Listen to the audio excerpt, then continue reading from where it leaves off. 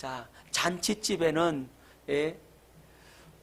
뭐도 있어야 되느냐? 뭐가 있어야 돼요? 잔치집에는 포도주가 있어야 되죠, 그죠? 잔치집에는 뭐가 있다고요? 술이 있더라고요, 술. 잔치집에 술 빠지면 안 되죠, 그죠? 이 술, 성령의 새술이 있더라 이 말이죠. 성령의 역사가 잔치집에는 있어야 하는 겁니다. 아멘. 자, 여러분, 술 취한 사람하고 성령에 취한 사람하고 비슷하더라고 보니까. 술 취한 사람은 성령에 취한 사람 뭘 좀 이해하는데 좀 도움이 될 것 같아요. 김생이 맞습니까? 술을 딱 취하면요 기분이 좋죠. 맞습니까? 저는 술을 안 취해봐갖고 한 번도 술을 취해본 적이 없어가지고 몰라요. 술 취하면 그렇게 기분이 좋은가 봐요. 그렇죠. 그런데 성령에 취하면요 어마어마한 기쁨이 충만합니다. 술 취한 것 저리 가라고 어마어마한 기쁨이 있는 거예요. 뭐에 취하면? 성령에 취하면 그래요. 성령의 세수를 한번 취해버리면 기쁨이 충만하게 되는 겁니다. 여러분 술 취하면요 속을 다 내보이더라고. 자기 속에 있는 거 얘기 다 하잖아요, 그죠? 자기 속 마음 어떻게 한다고 다? 내놓고 그냥 이 얘기를 다 하더라고. 이건 비밀이래 한 것까지도 다 술 먹이 나오니까 다 불더라 이 말이죠. 여러분 술 취하면 속을 다 내보이더라고. 근데 성령에 취하면요 진실해지는 겁니다. 속일 수가 없는 거예요. 거짓을 말할 수가 없는 겁니다. 내가 거짓말하면요 성령께서 탄식하신다고요. 그래서 성령에 취한 사람은 진실한 겁니다. 여러분 술에 취하면 말을 잘하더라고. 그렇죠? 그냥 얼마나 말을 잘하는지 그냥 밤새도록 그냥 말을 해도 계속합니다. 안 지치고 말합니다. 그죠? 술 취하면 그렇죠. 근데 성령에 취하면요 기도를 밤새도록 합니다. 기도가 되어지는 겁니다. 술을 마시놓으니까 술술술술 말이 잘 나오죠, 그죠? 여러분 성령에 취하면요 기도가 막 술술술술 나옵니다, 그냥. 여러분 성령에 술에 취하면 정신이 없어요, 그죠? 자기 했던 말 또 하고 했던 말 또 하고, 그죠? 계속 반복하고 뭐 정신이 없어요. 했는지 안 했는지도 몰라. 그죠? 한 대 취업하고도 모르고, 그죠? 엎어져도 넘어져도 모르고, 그죠? 여러분 성령에 취하면요 성령으로 행하게 됩니다. 그러니까 내 육신의 생각과 내 의지가 나를 움직이는 것이 아니라 성령께서 나를 움직이는 겁니다. 여러분 술 취하면요 술 취해가지고 길을 걸어가는데 술 취한 사람이 하는 얘기를 들어보니까 참 가관이더만요. 자기는 똑바로 간대. 자기는 똑바로 가는데 아스팔트가 일어나고 자기 머리를 때린대. 전봇대가 막 날라오더니 자기 머리를 탁 친대. 그러면 자기가 넘어진 거고 자기가 전봇대에 박은 거예요.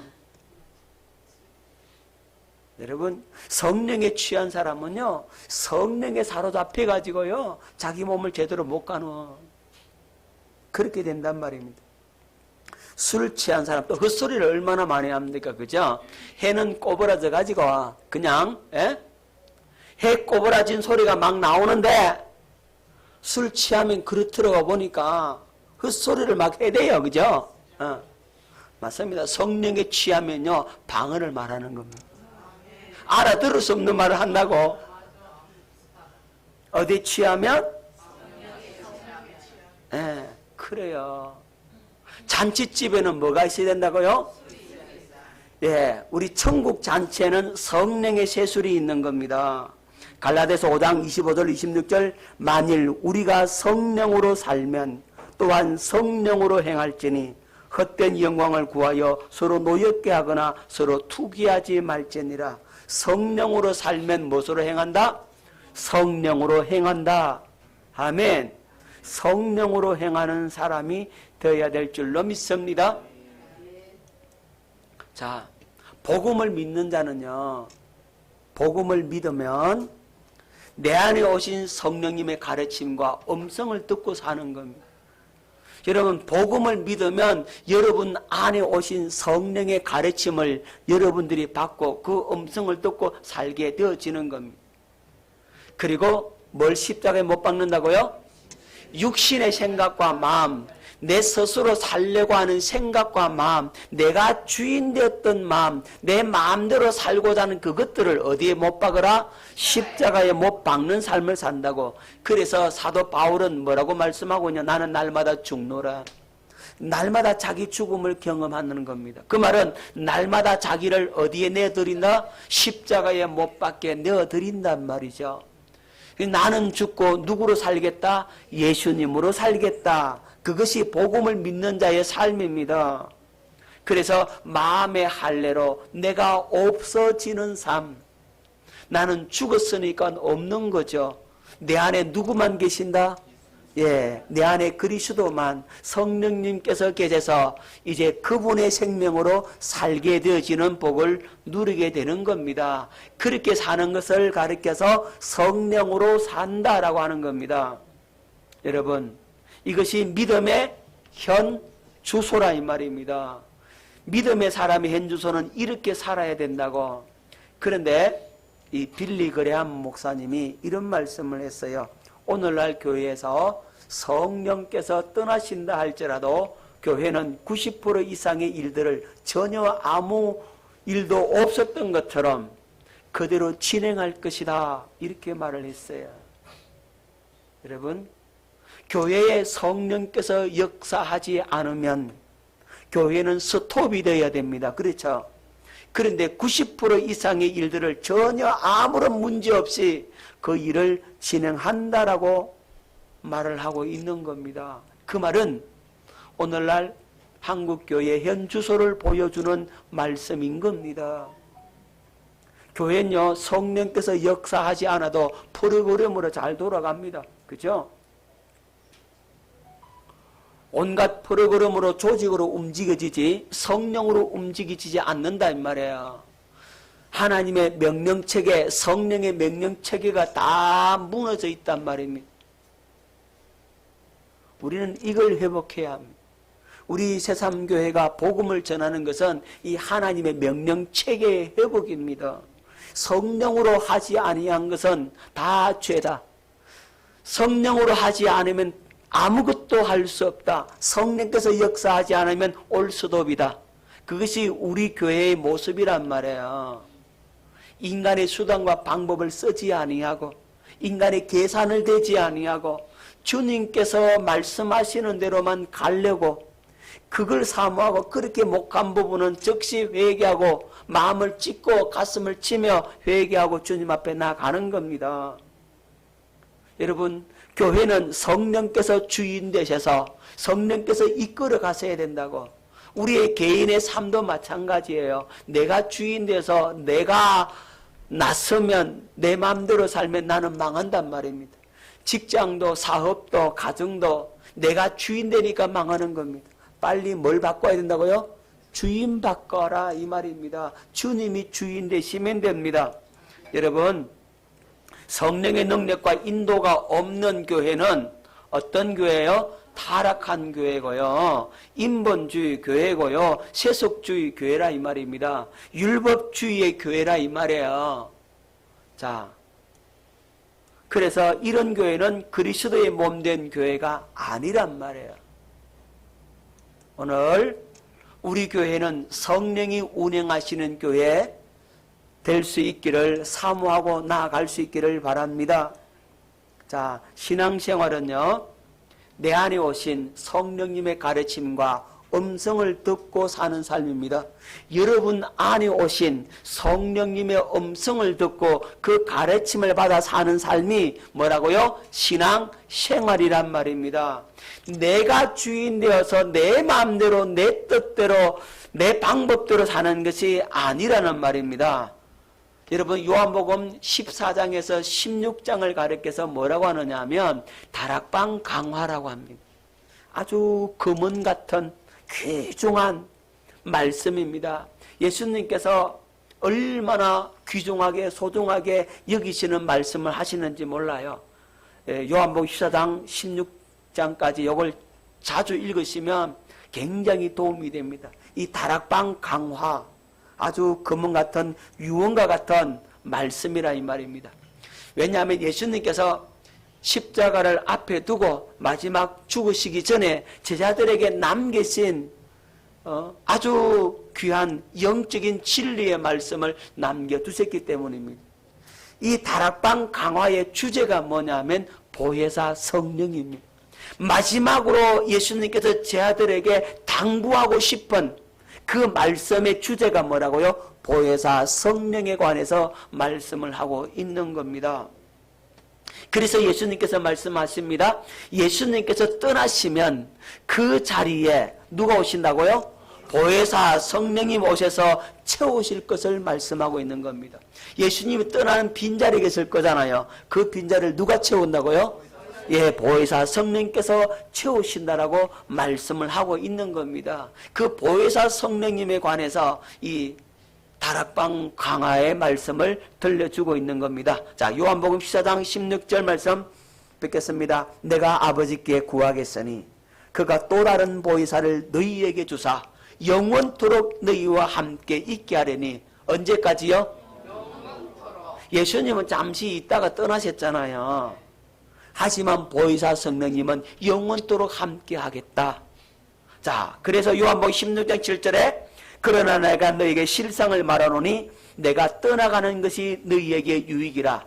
내가 떠나가지 아니하면 보혜사가 너희에게로 오시지 아니하실 알 것이요 가면 내가 그를 너희에게로 보내리니.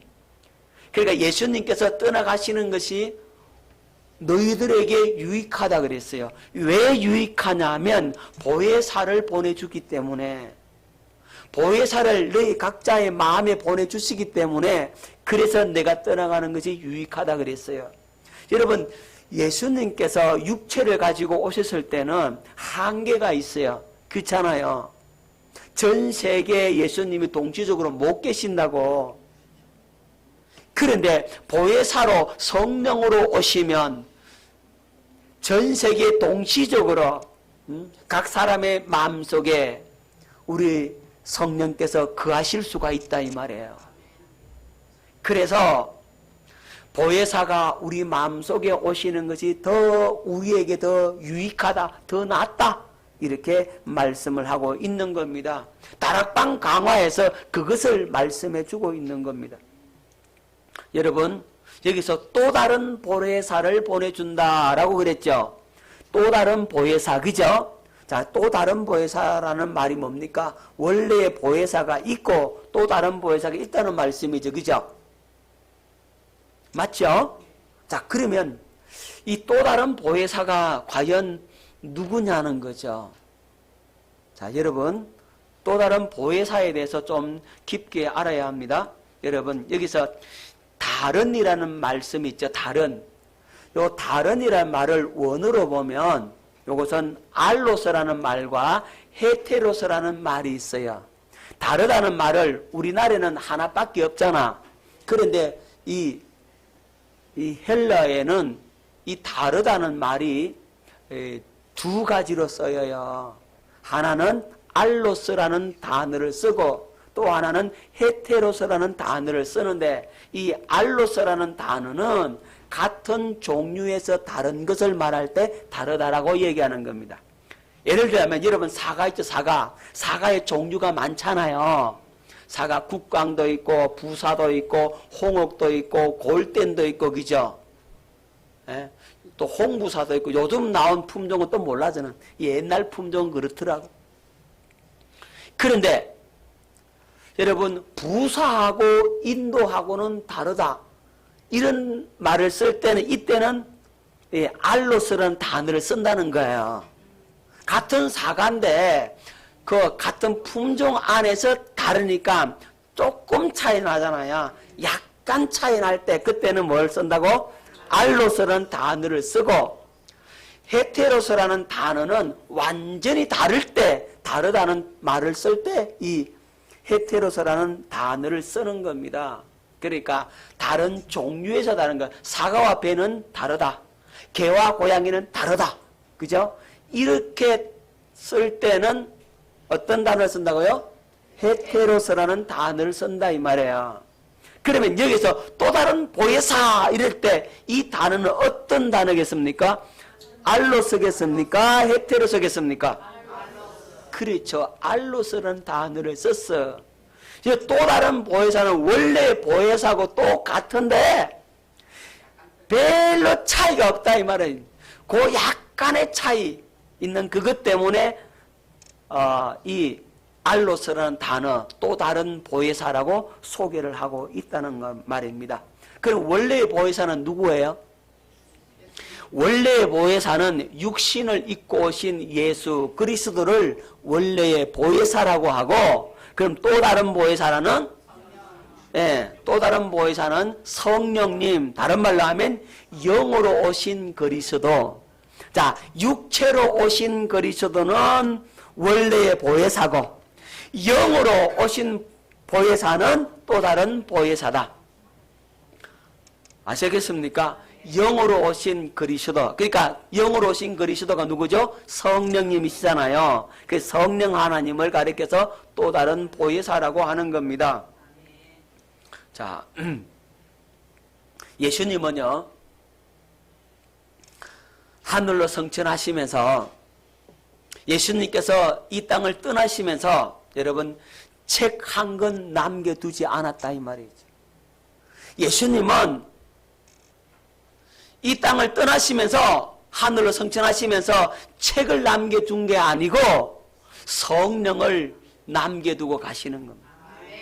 성령을 우리에게 보내주시겠다고 하고 가셨다 이 말이에요.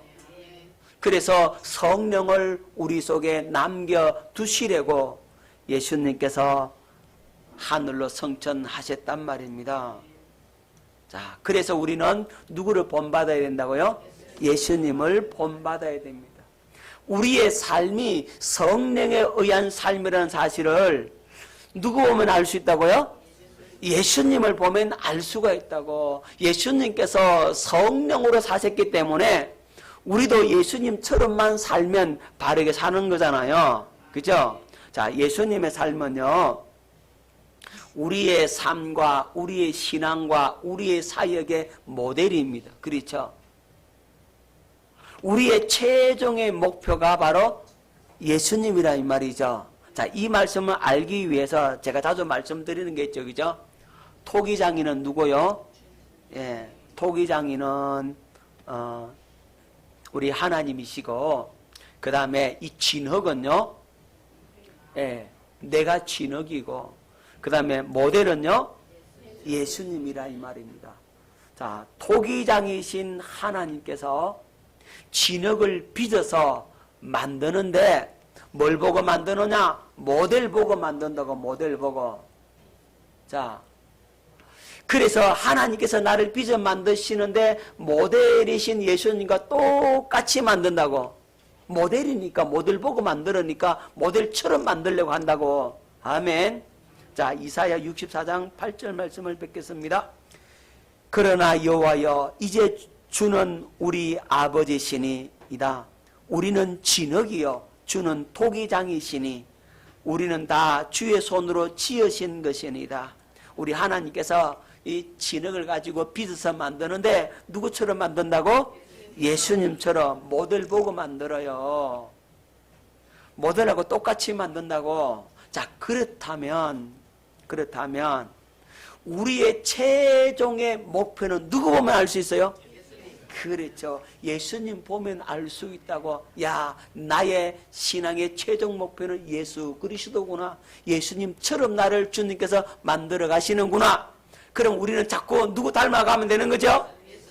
예수님 닮아가면 되죠. 그죠? 그래서 예수님 닮아가는데, 그럼 예수님은 어떻게 사셨을까? 이걸 알아야 되잖아. 예수님께서 어떠한 삶을 사셨는가 하는 사실을 우리가 보면 우리도 그렇게 살 수 있잖아요. 자, 예수님은 어떻게 사셨어요? 한마디로 예수님은 성령에 의한 삶을 사셨다 이 말이죠. 성령으로 사셨다고. 그러면 우리도 어떻게 살면 되죠? 성령으로 살면 되죠. 둘씩 둘짝 찍고 성령으로 삽시다. 시작. 성령으로 삽시다. 아멘. 자, 예수님은 전적으로 성령으로 사역했습니다. 예? 예수님은요, 성령으로 사실 수밖에 없었다고. 예수님은 태어날 때부터 성령으로 잉태되어 출생하셨다고. 자, 누가복음 1장 35절. 천사가 대답하여 이르되 성령이 내게 임하시고 지극히 높으신 이의 능력이 너를 덮으시리니 이름으로 나실 바 거룩한 이는 하나님의 아들이라 일컬어지리라. 성령으로 예수님은 뭐했다? 잉태되셨다. 그리고 요단강에서 성령으로 세례를 받지요. 그러니까 요단강에서 세례 받으니까 이제 하늘이 열리고 성령이 비둘기같이 예수님에게 임하잖아요. 자, 마태복음 3장 16절 17절. 예수께서 세례를 받으시고 곧 물에서 올라오실새 하늘이 열리고 하나님의 성령이 비둘기같이 내려 자기 위에 임하심을 보시더니 하늘로부터 소리가 있어 말씀하시되 이는 내 사랑하는 아들이요 내 기뻐하는 자라 하시니라. 예수님께서 성령으로 세례를 받으셨어요. 하늘이 열어지고 성령이 비둘기같이 예수님에게 임해버리는 겁니다. 그래서 성령의 충만함을 받죠. 그리고 성령에 이끌려 광야로 가서 시험을 받으시더라고요. 예수님은요, 누구한테 시험 받아요? 마귀한테 시험 받죠. 그죠? 마귀한테 시험 받는데 누구한테 이끌리시더라? 그랬죠. 성령에 이끌리시더라 이 말입니다. 자, 누가복음 4장 1절로 2절. 예수께서 성령의 충만함을 입어 뭘 입어?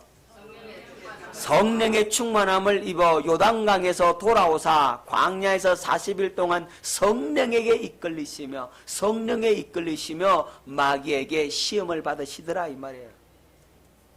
시험도 성령에 이끌려 받아야 돼. 아멘. 우리는 시험 들 때 마귀한테 이끌려 시험 받잖아. 근데 예수님은 시험도 성령에 이끌려 받으시더라. 그러니까 승리할 수밖에 없는 거죠. 그리고 성령의 권능으로 갈릴리에 돌아가시더라고. 자, 누가복음 4장 14절 말씀. 예수께서 성령의 능력으로 갈릴리에 돌아가시니 그 소문이 사방에 퍼졌고 성령의 능력으로 갈릴리에 가서 사역하니까 그 소문이 사방에 퍼져버린다고. 누가 일하시니까? 성령이 일하시더라 이 말이죠. 그래서 예수님은 성령에 이끌려서 사역을 하시더라는 거죠. 자, 예수님의 사역의 핵심이 뭐였습니까? 사역의 핵심 세 가지 사역을 하잖아요. 예? 자, 말씀을 뵙겠습니다. 누가복음 4장 18절로 19절. 주의 성령이 내게 임하셨으니 뭐가 임하셨어요? 성령이 임하시니까 이는 가난한 자에게 복음을 전하게 하시려고 뭘 전하시더라? 예, 복음을 전하시고 내게 기름을 부으시고 나를 보내사 포로된 자에게 뭐를? 자유를, 눈먼 자에게 다시 보게 함을 전파하며 눌린 자를 자유롭게 하고 주의 은혜를 전파하게 하려 하심이라 하였더라. 자, 예수님의 사역의 핵심 첫 번째가 바로 영적 치유. 뭘 치유했다? 뭘 전함으로? 새 언약의 중보자로 오신 주님께서 복음을 전하심으로 뭘 전하심으로? 복음으로 우리의 영을 고치더라. 우리의 영을 치유하시는 겁니다. 복음 외에 우리 영을 치료할 약이 없습니다. 그렇죠? 여러분, 그 다음에 마음을 치유, 마음이 상한 자를 고치며 이랬죠. 마음 치유. 그러니까 우리 주님께서 마음을 치유해 주더라고. 다시 말하면 혼을 치유해 주더라고. 혼적 사역을 하더라고. 그 다음에 뭘 치유하더라? 육적 치유기죠. 모든 병을 고치잖아요. 귀신 쫓아내고 병 고치고 그러잖아요. 예수님이 채찍에 맞으신 것도 우리를 치유하시려고, 우리를 고치시려고 예수님 채찍에 맞으셨잖아요. 아멘. 그래서 예수님의 사역은 전인 치유의 사역이다. 천국 복음을 전해서 영과 혼과 육을 다 치유하시더라. 자, 사도행전 10장 38절 말씀 뵙겠습니다. 하나님이 나사렛 예수에게 성령과 능력을 기름 붓듯 하셨음에 그가 두루 다니시며 선한 일을 행하시고 마귀에게 눌린 모든 사람을 고치셨으니 이는 하나님이 함께 하셨습니다. 예수님께서 성령과 능력을 기름 붓듯 받았어요. 그죠? 그래서 예수님께서 선한 일을 행하시더라. 두루두루 돌아다니시면서 그 선한 일이 뭐예요? 천국 복음을 전하시고 귀신 쫓아내고 마귀를 물리치시고 그들을 치유하시더라. 영과 혼과 육을 치유하시는 전인 치유의 사역을 하시더라 이 말이죠. 이 모든 사역을 무엇으로 하시더라? 성령으로. 그렇죠. 성령으로 이 사역을 하셨단 말입니다. 그렇다면 예수님이 그렇게 성령의 능력으로 사역했다면 우리도 무엇으로 사역하면 됩니까? 성령으로 사역하면 된다 이 말이죠. 자, 그러면 예수님의 사역이 과연 성령의 능력으로 사역했느냐 아니면 자신의 고유의 능력 하나님의 아들로서의 사역을 했느냐, 이거 한번 짚고 넘어가 줍시다. 여러분, 예수님은 하나님 아버지를 뭐로 하고 사셨어요? 머리로 하고 사셨어요. 그러면 머리로 하고 사셨다는 말은 자기 스스로 사셨다는 말이에요? 아니죠. 아버지께서 가르쳐 주시고 보여주시고 들려주시고 이끄시는 대로 말씀하시는 대로 사셨지요. 자, 고린도전서 11장 3절 그러나 나는 너희가 알기를 원하노니 각 남자의 머리는 그리스도요 여자의 머리는 남자요 그리스도의 머리는 하나님이시더라. 그러니까 하나님께서 그리스도의 머리가 되어 사셨단 말이에요. 그죠? 자유로 스스로 살지 않으셨어요. 그 다음에 주를 믿는 자는 예수님께서 하신 일을 하게 된다 그랬죠. 자, 요한복음 14장 12절 뵙겠습니다. 내가 진실로 진실로 너에게 이르노니 나를 믿는 자는 내가 하는 일을 그도 할 것이요 또한 그보다 큰 일도 하리니 이는 내가 아버지께로 감이라. 예수님을 믿는 사람은 예수님처럼 살게 된다. 예수님처럼 한다 그랬어요. 그렇다면 요 두 가지만 봐도 눈치를 채겠죠. 그죠? 예수님께서 사역이 고유의 능력이냐 성령의 능력인지를 알 수가 있겠죠. 자, 또 뭐 보십시다. 자, 예수님께서 아버지께서 내 안에 계셔서 그의 일을 하신다 그랬어요. 예수님 스스로 하셨어요? 아니죠. 요한복음 14장 10절 내가 아버지 안에 거하고 아버지는 내 안에 계신 것을 네가 믿지 아니하느냐. 내가 너희에게 이르는 말은 스스로 하는 것이 아니라 아버지께서 내 안에 계셔서 그의 일을 하시는 것이라.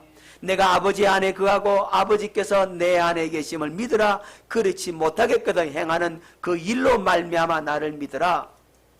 예수님은 아버지께서 그 안에 계셔서 그가 하신다 그랬어요. 자, 그리고 예수님은 자기를 비어 종의 형체를 가졌다 그랬죠. 예수님께서 육신을 입고 이 땅에 오셨는데 하늘의 영광 보좌를 갖고 왔어요? 버리고 왔어요? 버리고 왔어요. 그걸 예수님의 자기 비하라고 하는 겁니다. 자, 빌립보서 2장 6절 그는 근본 하나님의 본체시나 하나님과 동등됨을 취할 것으로 여기지 아니하시고 오히려 자기를 비워 뭘 비워? 자기를 비워 하늘의 영광 하나님 보좌 우편의 그 영광을 비워서 종의 형체를 가지사 사람들과 같이 되셨고 사람하고 똑같이 되셨다 이 말이죠. 사람의 모양으로 나타나사 자기를 낮추시고 죽기까지 복종하셨으니 곧 십자가에 죽으심이라 그랬어요. 그러니까 예수님은 육신을 입고 이 땅에 오실 때는 그 고유의 권한 하나님 보좌 우편에 앉으신 그 고유의 권한을 내려놓고 오셨다 이 말이에요. 깨달아집니까? 예수님도 재림의 시기 안다 모른다? 모른다고 하셨어요. 마태복음 24장 36절 그러나 그날과 그때는 아무도 모르나니 하늘의 천사들도 아들도 모르고 오직 아버지만 아시느니라. 그러니까 이 말씀을 종합해 보면 예수님은 성령으로 사역하신 것이지 자신의 고유의 능력으로 사역한 게 아니다 하는 것을 알 수 있죠. 그죠? 예수님의 사역에 있어서 전지하지 않았어요. 전능하지 않았어요. 무소부재하지 않으셨습니다. 예수님의 사역에 있어서 육신을 입고 오신 사역에 있어서 예수님은 그렇게 하지 않으셨다 이 말이죠. 그렇지 않으셨다고. 무소부재기 때문에 미국에 있던 예수님이 한국에도 동시에 같이 있을 수 있나요? 없잖아요. 그죠? 육신을 입고 오신 예수님은 그 모든 걸 내려놓고 오셨다고. 그러면 예수님께서 사역은 어떻게 하셨어요? 성령으로 사역했다 이 말이죠. 철저하게 예수님은 뭐로 사역했다고요? 성령으로 사역했습니다. 자, 그렇다면 이게 우리에게 얼마나 큰 은혜인지 몰라. 이 말씀이 예수님께서 성령으로 사역했다면 오늘 우리도 똑같이 성령으로 사역하면 누구처럼 살 수 있다? 그렇죠, 그렇죠. 그걸 위해서 오늘날 같은 성령의 능력으로 예수님과 같은 일을 우리도 할 수 있게 된다 이 말이죠. 믿는 나도 누구처럼 살 수 있다?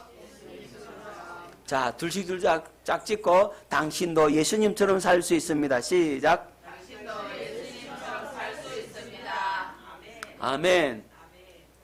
자, 그러면 구체적으로 예수님 사역 속에 나타난 성령의 은사가 어떤 은사가 있는지를 한번 간단하게만 한번 보십시다. 다 볼 수는 없고요. 자, 예수님 사역 속에 나타난 성령의 은사. 예수님은 성령의 은사를 사용하셨거든요. 자, 어떤 은사가 사용되느냐 하면 지식의 말씀의 은사가 예수님에게서 나타났어요.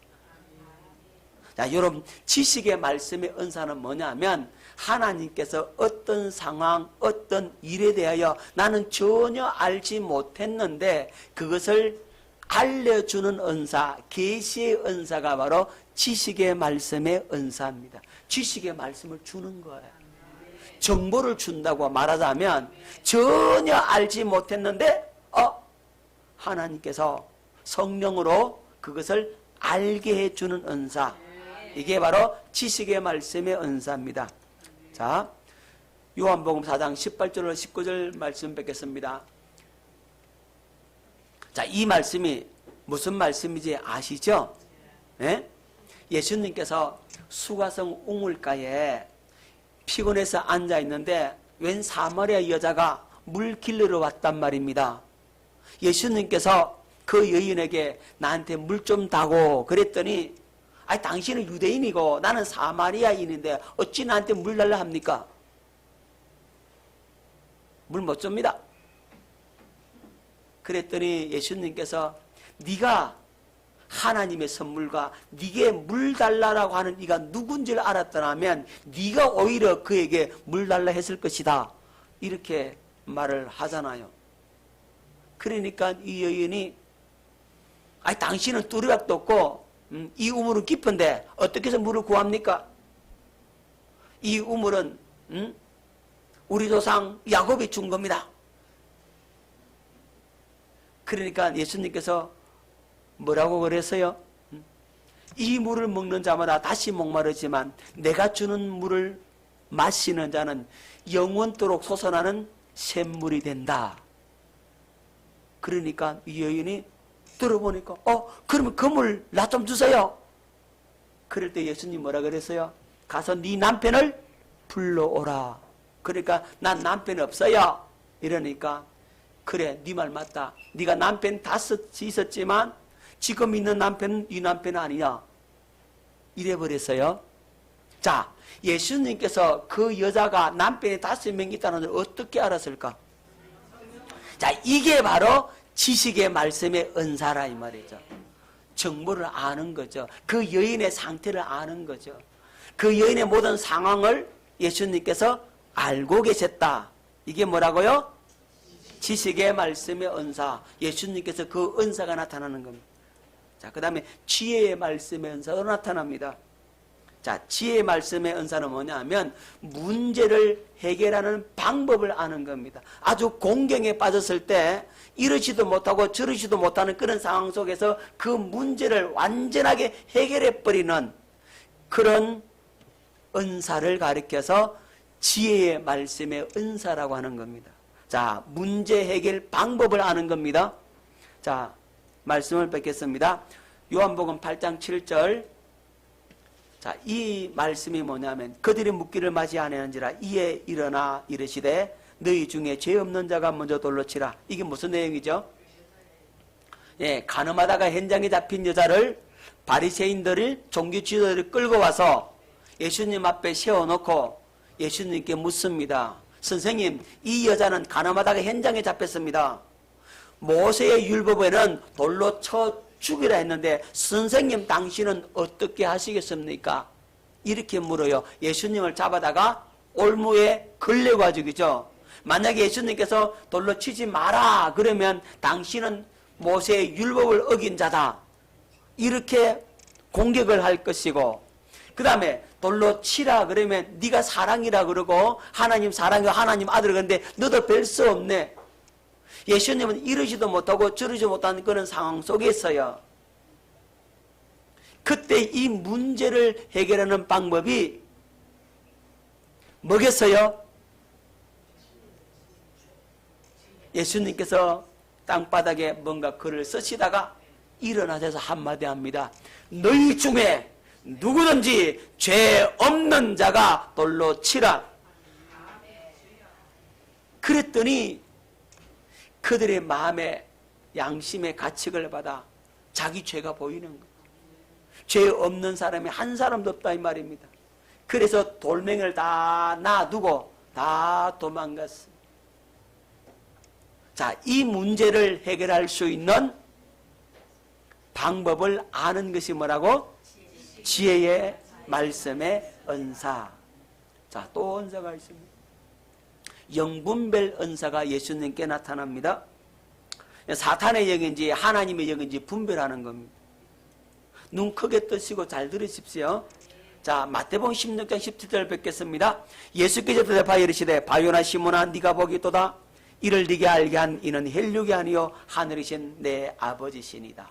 자, 이게 뭐냐면 예수님께서 가이사라 빌립보 지방에 가셨을 때 물었어요. 제 아들에게. 뭐라고요? 사람들이 나를 누구라고 하느냐.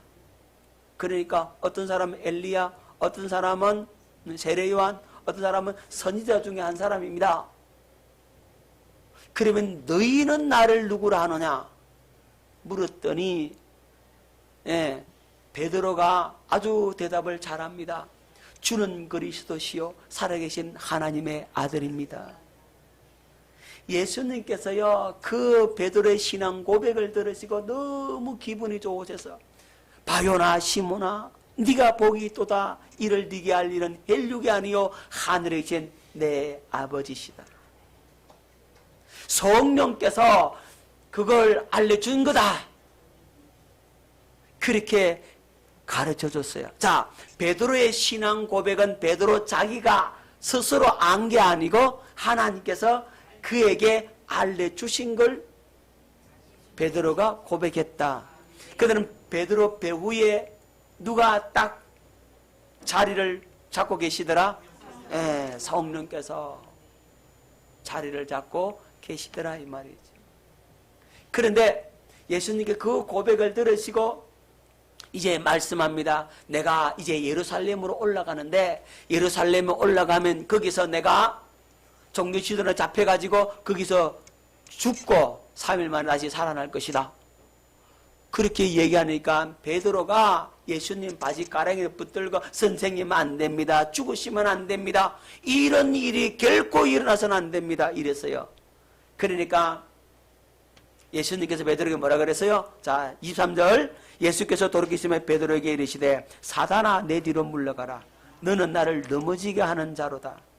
네가 하나님의 일을 생각하지 아니하고 도리어 사람의 일을 생각하는도다 하시고. 여러분, 방금 조금 전까지 뭐 했어요?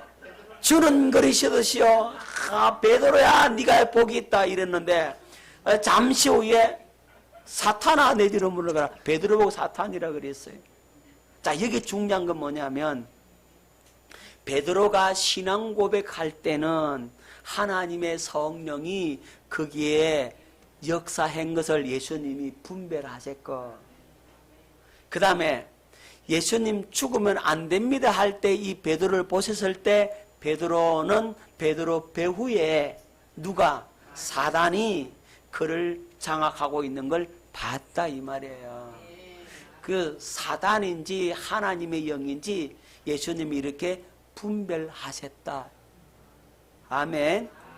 그게 바로 영분별 은사입니다. 그 영분별 은사는 이렇게 척 보면 저 속에 어떤 영인지 악령인지 선한 영인지 안단 말이에요. 말 몇 마디 들어보면 딱 분별이 된다고. 그게 뭐라고요? 영분별 은사가 있어서 그런 거예요. 아멘. 자, 성령의 은사 집회가 아니기 때문에 상세하게 하지는 않겠습니다만 여기까지만 하겠습니다.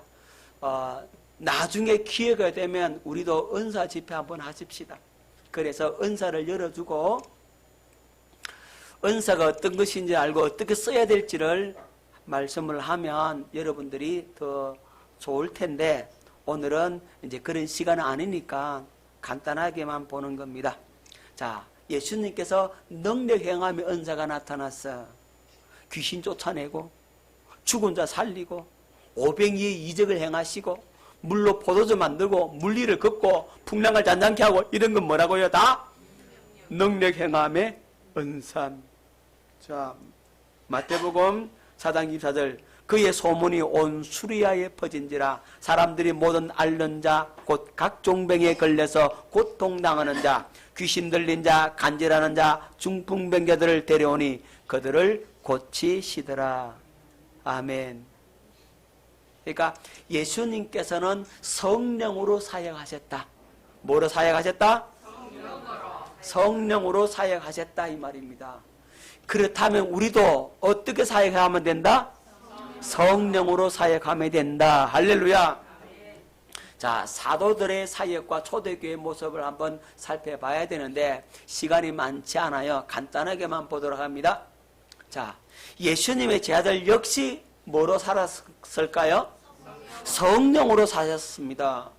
예수님의 제자들 역시 성령으로 사셨습니다. 자, 누가복음 4장 49절 볼지어다 내가 내 아버지께서 약속하신 것을 너희에게 보내리니 너희는 위로부터 능력을 입힐 때까지 이 성에 머물라 하시니라. 예수님께서 마지막 유언을 남기셨어요.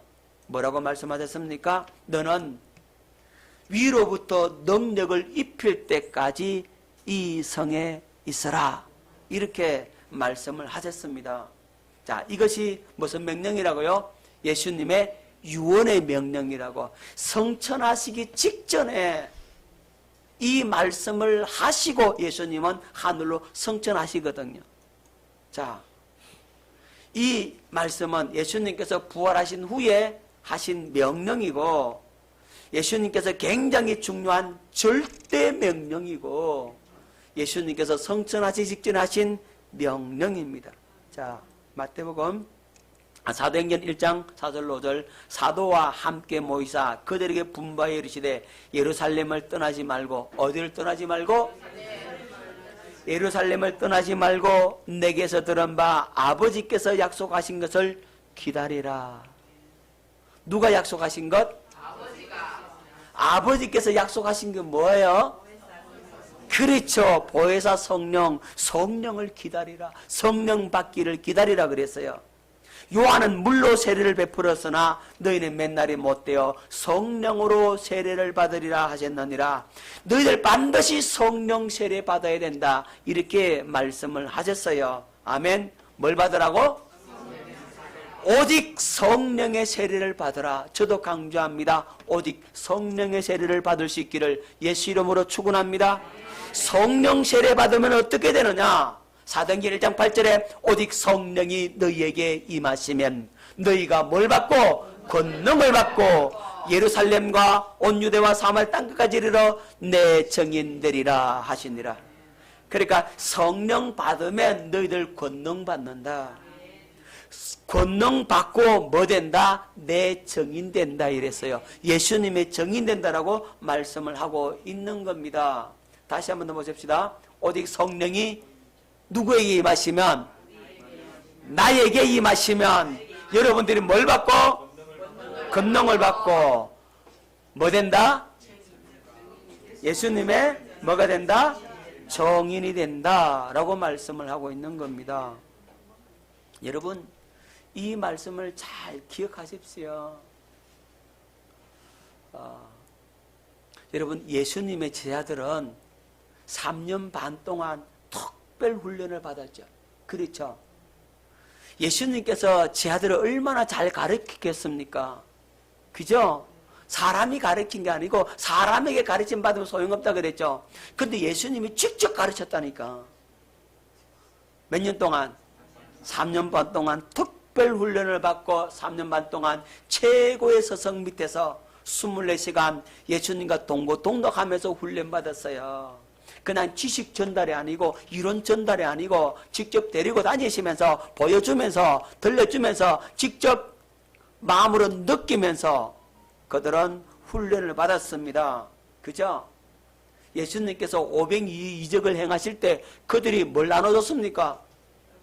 예, 떡하고 물고기 나눠줬죠. 기적의 현장 속에 그들이 있었단 말이에요. 풍랑을 잔잔하는데 하는 그 현장에 그들이 있었잖아요. 죽은 나사로 살리는 그 현장에 그들이 있었잖아요. 실습까지 하면서 훈련을 다 시켰잖아요. 그러면 뭐 좀 돼야 되잖아.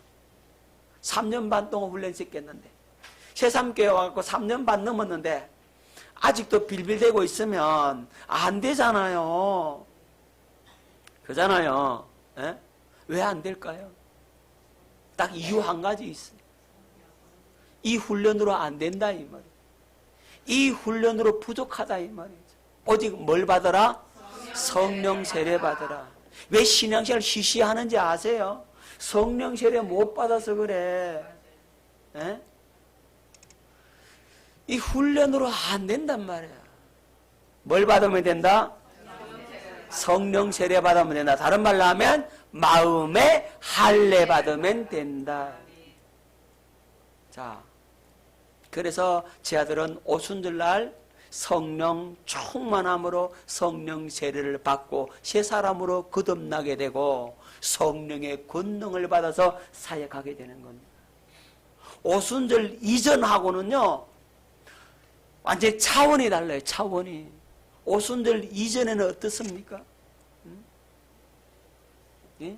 오순절 이전에는 예수님 잡혀가니까 다 도망갔어. 그죠? 한 제자는 예수님 모른다고 3번 부인하지를 않나. 한 제자는 예수님을 팔아먹지를 않나. 한 제자는 발가벗고 도망가지를 않나.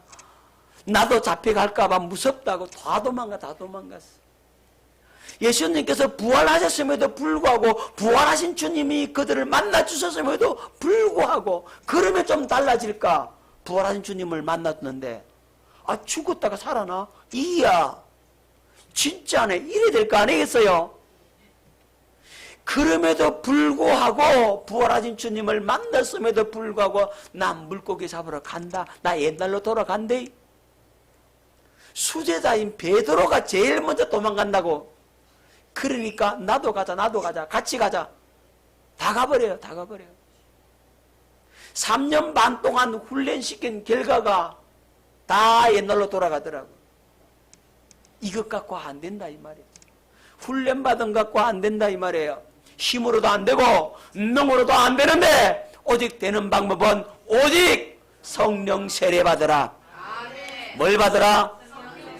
성령 세례 받을 수 있기를 바랍니다.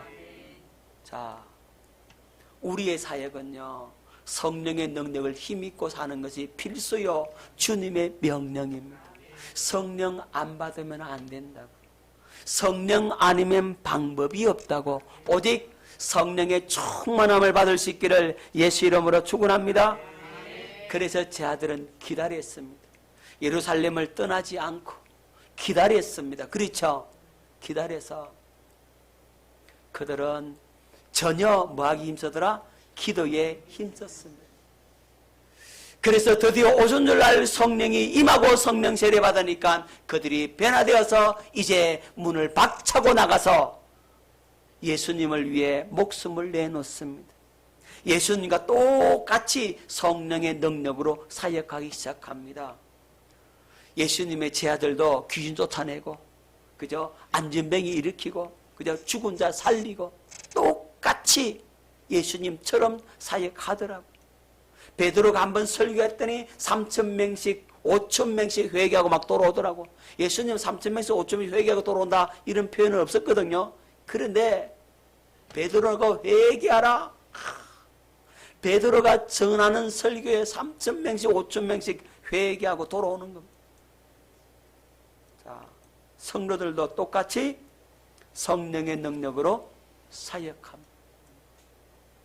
자, 개개인이나 집합적으로 전체 교회가 성령의 인도하심에 민감했고 거기에 순종한 삶을 살았습니다.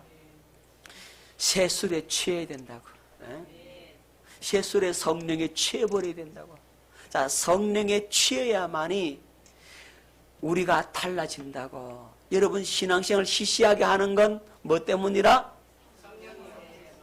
성령 세례, 마음의 할례를 못 받아서 그렇다고. 오늘 우리 다른 기도하지 말고 성령 세례 받읍시다. 뒤에 말씀이 많이 있는데 못하는 거는 다음 기회에 하도록 하고, 오늘 결론 부분, 이 마지막 결론을 지어야 되는데, 성령 세례 받으려면 그럼 어떻게 하면 성령 세례 받을까? 요거는 해야 되겠죠. 요것만 정리하십시오. 자,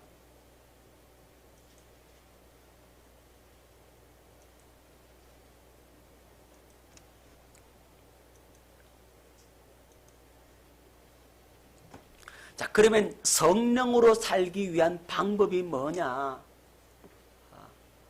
자, 성령으로 살기 위한 방법, 어떻게 하면 성령으로 살 수 있는가?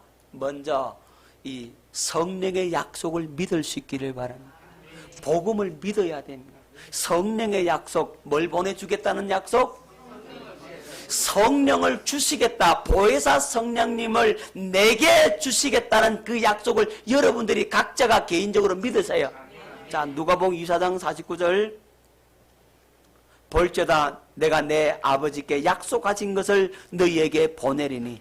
아버지께서 약속하신 성령을 너희한테 뭐한다? 보낸다. 너희는 위로부터 능력을 입힐 때까지 이 성에 머물러 하시니라. 자, 갈라디아 3장 14절, 이는 그리스도 예수 안에서 아브라함의 복이 이방인에게 미치게 하고 또 너희로 하여금 믿음으로 말미암아 성령의 약속을 받게 하려 함이라. 성령의 약속, 성령을 주시겠다는 그 약속, 너희들 하여금 뭘 받게 하겠다는 약속?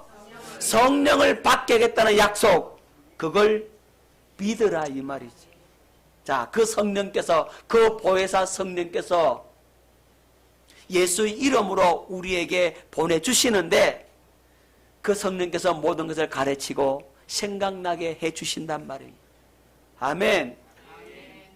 자, 믿으십시오. 믿음을 고백하십시오.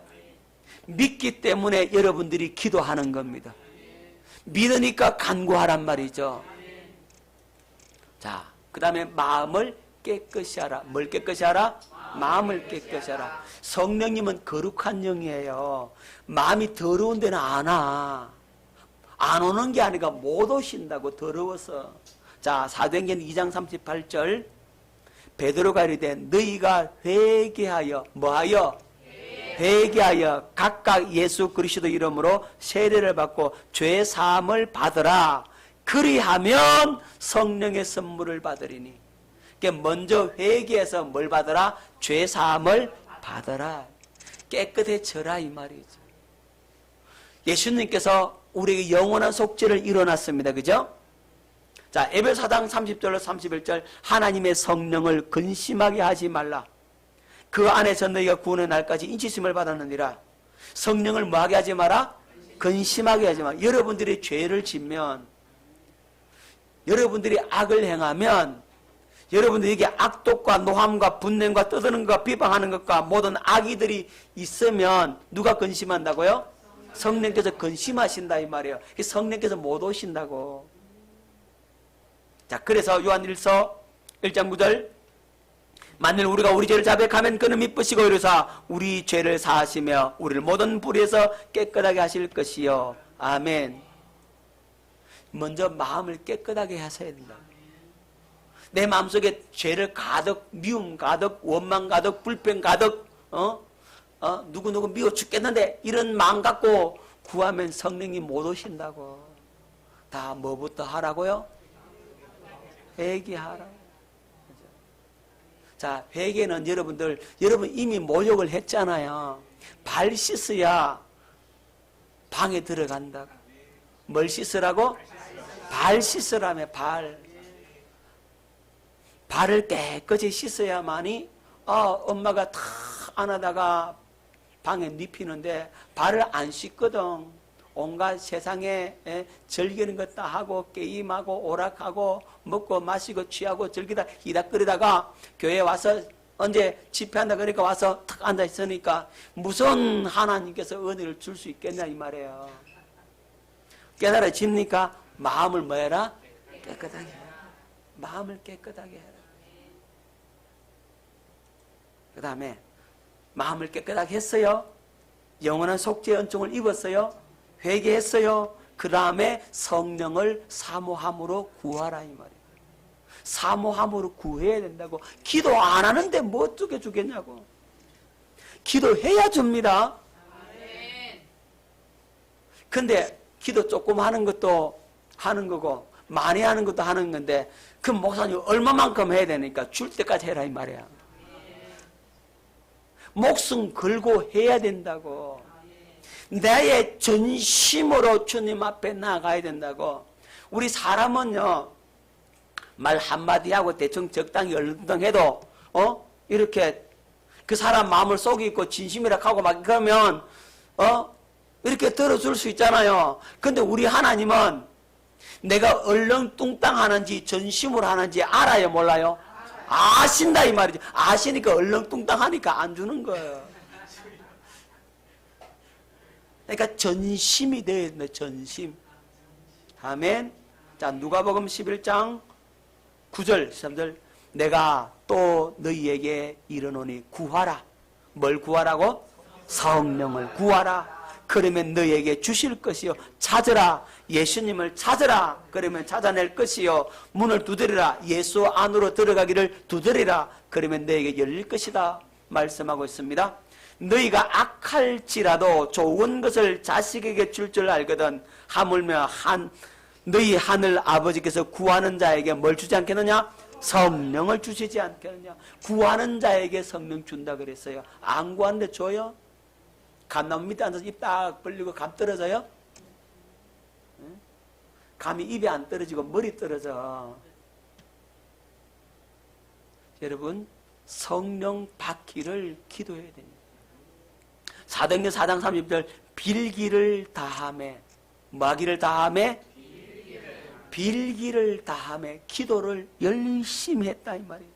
다 했다 이 말이죠. 그랬더니 모인 곳이 진동하더니 무리가 다 성령이 충만하여 담대히 하나님의 말씀을 전하니라. 사도행전 4장에는요 이게 제2의 오순절이라 할 만큼 땅이 막 흔들려서 모인 장소가 흔들리면서 성령이 임했어요. 그만큼 그들이 뭐 했다? 기도했다 이 말이에요. 그리고 마지막으로 성령님을 향하여 항상 갈급하라. 자, 성령님을 향하여 갈급해야 합니다. 요한복음 7장 37절 39절 맹절 끝날 곧 첫날에 예수께서 서서 외쳐 이르시되 누구든지 목마르거든 내게로 와서 마시라. 나를 믿는 자는 성경의 이름과 같이 그 배에서 생수의 강이 흘러나오리라 하시니 이런 것을 믿는 자들이 받을 성령을 가리켜 말씀하신 것이라. 여러분, 성령 받기를 사모할 수 있기를 바랍니다. 목이 말라야 돼. 성령에 목 말라야 된다고. 갈급해라 이 말이죠. 이 성령의 역사가 아니면 나 안 됩니다. 내가 오늘 성령의 세례를 받지 않으면 나 안 됩니다. 나 인생 끝납니다. 그런 마음으로 사모함으로 구할 때 심령이 가난해야 하나님께서 부어주신단 말이죠. 아멘. 자, 그래서요, 성령을 받고 성령님과 함께 걷는 겁니다. 자, 갈라디아서 5장 25절. 만일 우리가 성령으로 살면 또한 성령으로 행할지니. 이렇게 성령 받아서 성령으로 행하고 성령에 민감하고 성령의 음성을 듣고 성령의 가르침을 받고 순종함으로 자신을 드리는 삶을 사는 겁니다. 그러면 성령의 열매가 맺혀진다. 아멘. 자, 성령으로 살기 위해서 뭘 해라? 성령의 약속을 믿어라. 아멘. 약속을 여러분 믿죠? 뭘 어떻게 주겠다는 약속? 그렇죠. 성령을 내게 주겠다는 약속을 여러분들이 믿으라고. 성령 세례, 마음의 할례를 행해 준다는 것이 하나님의 약속이니까 하나님 약속 지키세요. 이 약속 내게 이뤄주세요. 그렇게 기도하라고요. 그리고 내가 성령의 세례를 받기 위해서 주님, 내 더러운 것, 내 악한 것 주님 앞에 회개합니다. 주님, 나를 불쌍히 여겨달라고. 내 발 씻습니다. 자백합니다. 다 마음을 깨끗하게 씻으라고. 십자가 흘리신 그 보혈의 능력을 의지하고 주님 내 발 씻어주시니 감사합니다. 그리고는 성령님 내게 임하여 주옵소서. 내게 성령 부어 주시옵소서. 그리고 그 성령 하여 날마다 갈급해하고 사모함으로 나아갈 때 성령 세례가 부어지는 은혜의 역사가 일어날 줄로 확실히 믿습니다. 아멘. 오늘 이 시간에 우리 그렇게 기도하십시다. 그래서 성령의 충만한 은혜를 받을 수 있기를 예수 이름으로 축원합니다.